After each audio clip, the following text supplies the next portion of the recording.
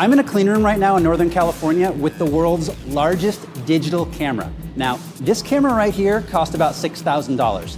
This one behind me, $168 million. And we're getting an incredibly rare look inside because the lens cap is off, so we can see all the instruments and all the sensors. You've heard of Hubble, and more recently James Webb.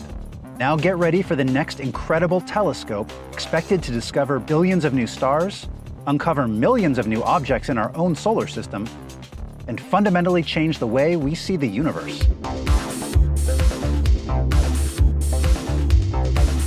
This camera, the size of a small car, is the centerpiece of the Legacy Survey of Space and Time, or LSST, a 10-year project to map the entire southern sky in incredible detail.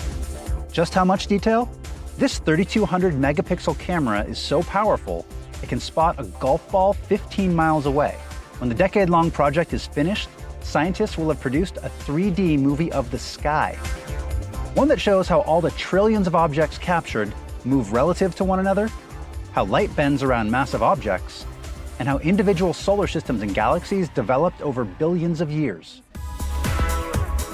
Once finished, the LSST camera will be the heart of the Vera C. Rubin Observatory in the mountains of northern Chile.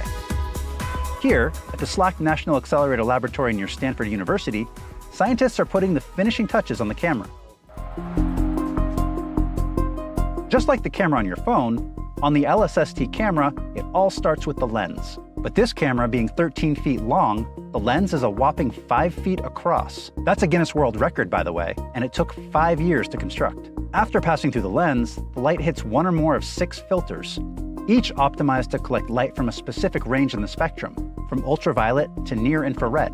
Once the light is filtered, it hits the focal plane, which captures the image. The focal plane is made up of 189 individual sensors, blocked together in groups of 9 to form what's called a raft. This time-lapse video shows the camera team assembling the 25 rafts that make up the focal plane over a period of 6 months. At $3 million per raft, and gaps between them less than 5 human hairs wide, it was a delicate process, but it worked. Scientists tested the focal plane last year and produced these images. This, by the way, is a head of Romanesco broccoli.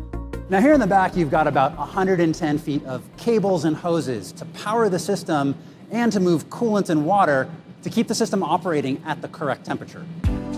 That's because the camera generates a lot of heat, about 10 times more, in fact, than early astronomical cameras. And the focal plane needs to stay around minus 100 degrees Celsius to operate at peak performance. Once in operation, the telescope will capture a piece of the sky 3.5 degrees across.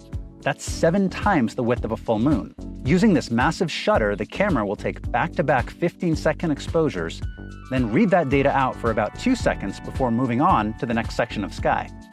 So once they put that lens cap back on, the LSST will undergo a series of testing for the next few months before it starts that long journey down to Chile in May. Now, once it arrives at the observatory, installation begins. LSST is going to go right there.